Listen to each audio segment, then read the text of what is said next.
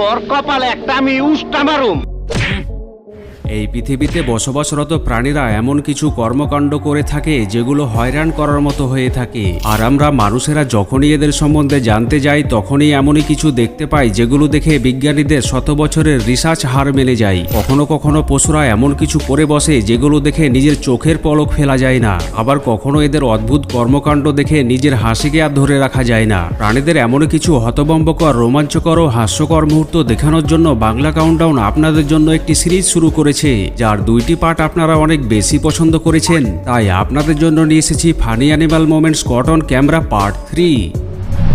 এখন যে দৃশ্যটি আপনি দেখতে পাচ্ছেন তা দেখে মনে হতে পারে পাখির একটি পুতুল দাঁড়িয়ে রয়েছে আর কয়েকটি বিড়াল পুতুলকে বোঝার চেষ্টা করছে, কিন্তু আসলেই এমনটা নয়। যেখানে একটি বাবুই পাখি খাবার খেতে এসে বিড়ালের এরিয়ায় আটকা পড়ে যায় আর নিজেকে বাঁচাতে পুতুলের মতো স্থির হয়ে থেকে যায়। আল্লাহ তুমি খেয়াল রেখো। অনেকক্ষণ ধরে বিড়ালেরা তাকে বোঝার চেষ্টা করেও বুঝে উঠতে পারে না। তাদের মধ্যে একটি বিড়াল তাকে হাত দিয়ে টাচ করেও বুঝার চেষ্টা করে। বাবুই পাখি বুঝে গিয়েছিল যদি বিড়াল হামলা করে তবে তাকে বিড়ালেরা কাঁচায় চাবিয়ে খেয়ে ফেলবে। এরই মধ্যে বাবুই পাখি যখন পালাতে চেষ্টা করে তখনই বিড়াল তাকে টার্গেট করে বসে, যার কারণে আবারও সে সেখানে স্থির হয়ে থেকে যায়। এরপর একটি বিড়াল টার্গেট থেকে কিছুটা দূরে গেলে বাবুই পাখি সুযোগ বুঝে সেখান থেকে জীবন নিয়ে পালিয়ে যায়।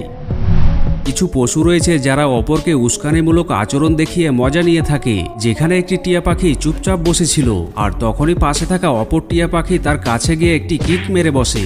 তুই তো বহুত খারাপ, এটা তুই কি করলি? আর কিক মেরে সেখান থেকে দূরে সরে যায়। বর্তমান জামানা বদলে যাবার সাথে সাথে পশুদের মধ্যে পরিবর্তন দেখতে পাওয়া যায়। যেখানে ইঁদুর বিড়ালের ভয়ে জীবন বাঁচাতে পালিয়ে যেত, সেখানে ইঁদুরকে বিড়ালের কাছে গিয়ে বিড়ালের খাবার দখল করে খেতে দেখা যাচ্ছে। এই তোরে তো দাওয়াত দেই নাই, তুই আইসা গেছিস, তোর রক্ত দাসকে আমি হোলি খেলুম। যখন 2টি কুকুর একে অপরের সাথে লড়াই করে তখন তারা জায়গা ও সময় পরোয়া না করে ময়দানে নেমে পড়ে। আর এখানে 2টি বাচ্চা কুকুর মুরগির ফার্মের ভিতরে এসে লড়াই শুরু করে দেয়। পাশে থাকা মুরগিগুলো তাদের লড়াই দেখার জন্য চারিদিক ঘিরে দাঁড়িয়ে যায়। দেখে মনে হচ্ছে ফাইট ক্লাবে 2টি কুকুর লড়াই করছে।